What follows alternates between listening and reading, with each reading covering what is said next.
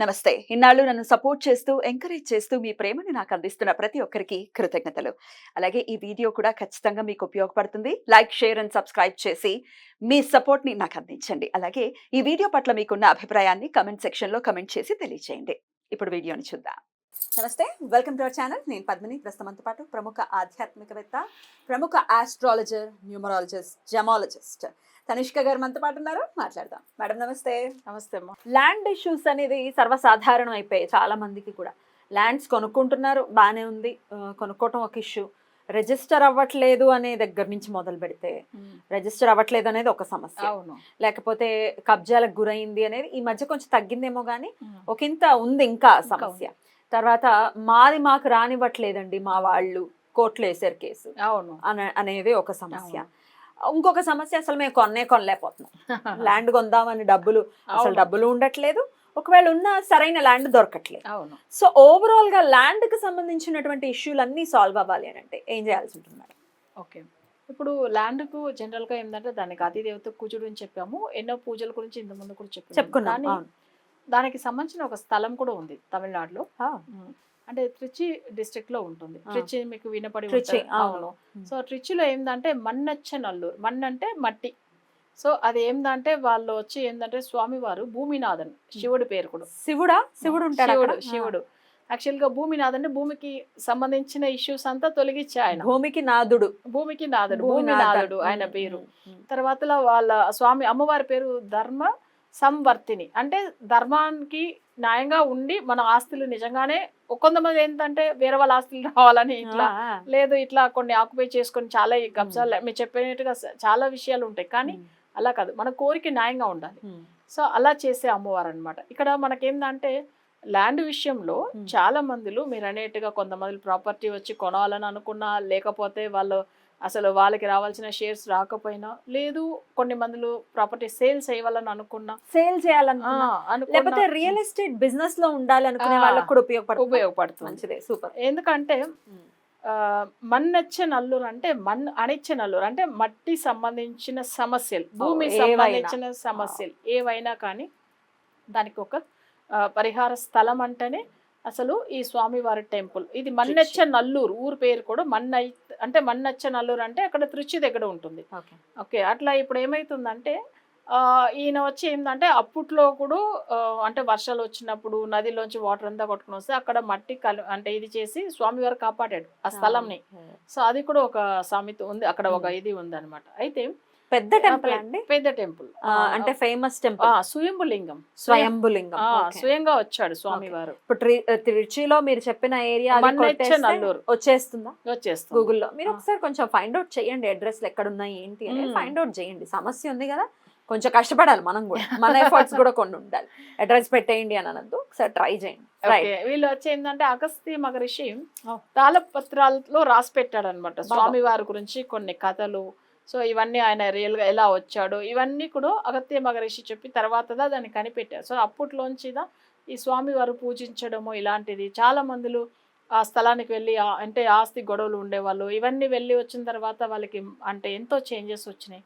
అయితే ఇది ఏంటంటే కొన్ని మట్టితో పూజ చేసేది ఉంటుంది. కొన్ని మందిలు ఇప్పుడు సేల్ చేయాలనుకున్నారు, వాళ్ళ స్థలంలో నార్త్ ఈస్ట్ కార్నర్లో ఈశాన్యంలోంచి కొన్ని మట్టి తీసుకెళ్ళాలి. ఒకవేళ వాళ్ళు ఏదన్నా వాళ్ళకి వచ్చి ప్రాపర్టీ కల్చరాలే సేల్ చేయాలనుకుంటే నుంచి తీసుకెళ్ళాలి కొన్ని.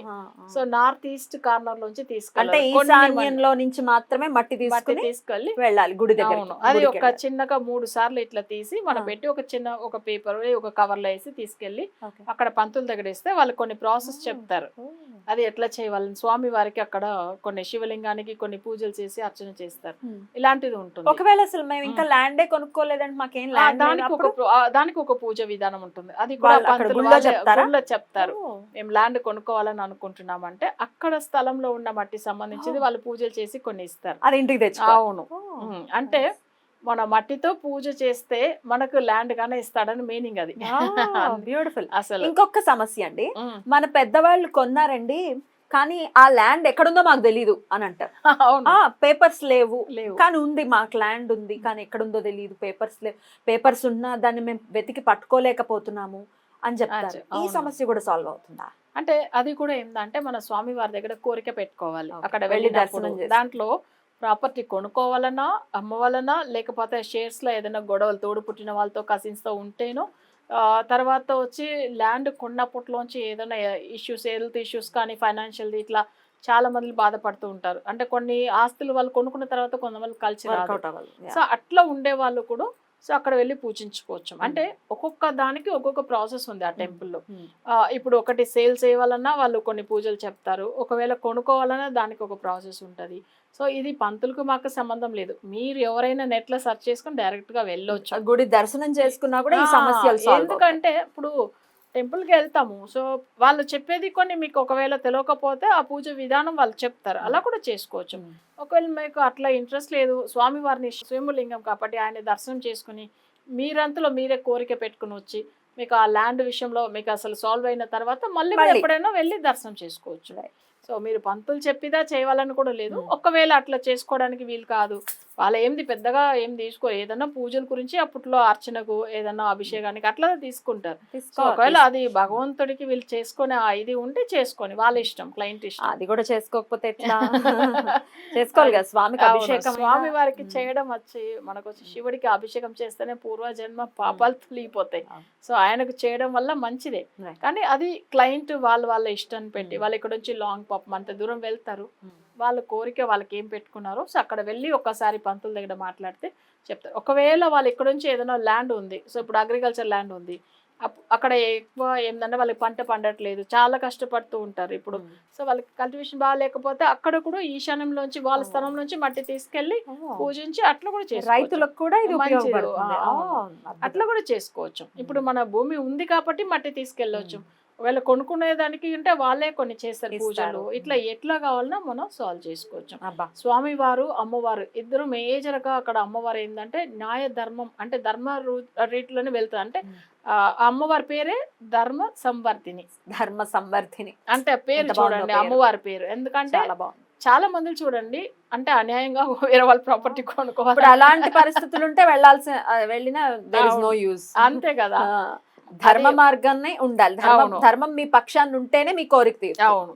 ఇప్పుడు ఒక నలుగురు అన్న తమ్ముళ్ళు ఉన్నారు, వాళ్ళకి ఈక్వల్ షేర్ వచ్చింది, కానీ తమ్ముడిది నాకే కావాలని అట్లా వెళ్తే వేస్ట్. ఇప్పుడు అన్ని కేసెస్ అవేనండి బాబు. తమ్ముడికి ఇవ్వనివ్వరు, ఇట్లా ఉంటారు అసలు.